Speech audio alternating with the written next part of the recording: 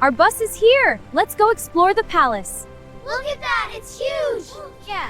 Welcome everyone to Al Salam Palace Museum. Wow, it looks huge! It feels like a royal palace. It was built in the late 1950s for visiting leaders.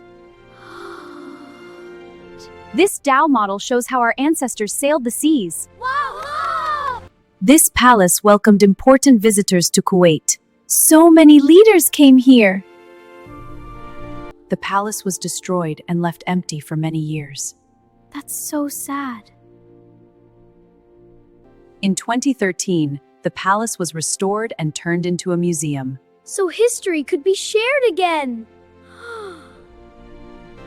This museum has 3 amazing sections. So much history in one place! History teaches us where we came from. Thank you, Teacher Lila!